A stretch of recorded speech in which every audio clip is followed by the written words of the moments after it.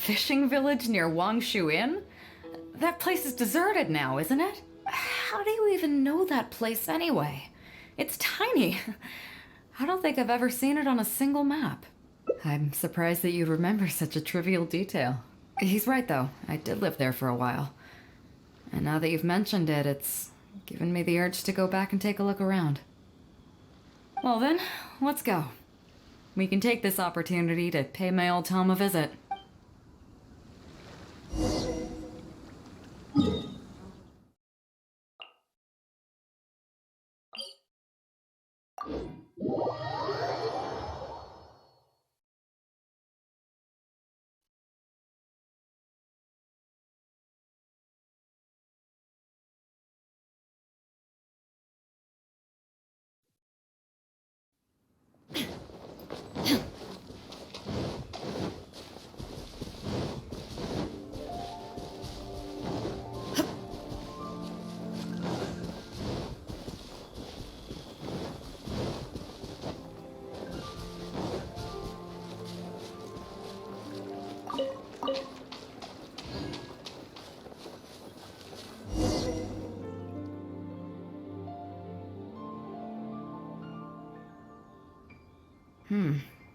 It's certainly seen better days.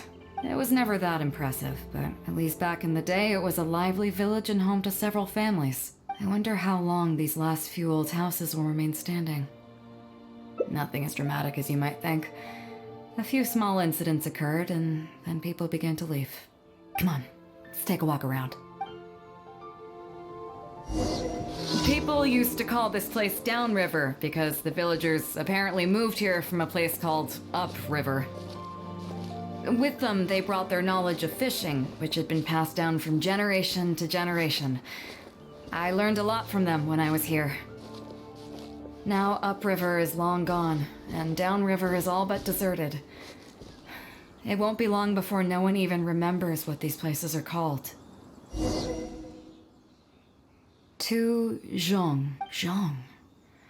I barely remember this name. You're right. I was only about 5 or 6 years old when I first arrived here. I was homeless and had to wander around the streets.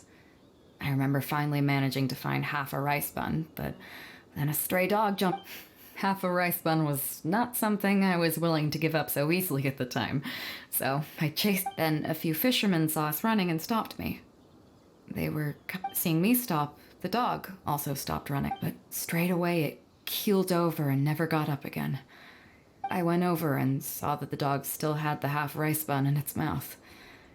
Had I known the dog was so weak, I would have let it take that half rice bun. I could tell they were wary of me at first. I was the dirty little kid who had just chased a dog to death over some scraps of food. But I got lucky.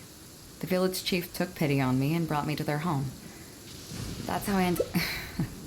Do you know what the name Beidou means? Come on, I'll explain along the way.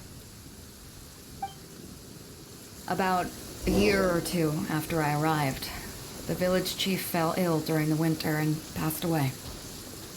During that same period, the harvest was getting worse and the fishermen's catch was getting smaller day by day. Without the village chief to handle the situation, people began blaming each other. There were even rumors that some families had been overfishing and leaving nothing for the rest of the village to catch. But in the end, they all turned on me, saying that they shouldn't have ever taken me in. They said I was bad luck. They pointed to how that dog died on the first day I arrived. Next thing you know, the village chief dies, and then all the fish die out. They said I was a living curse, and the downfall of the village was all my fault.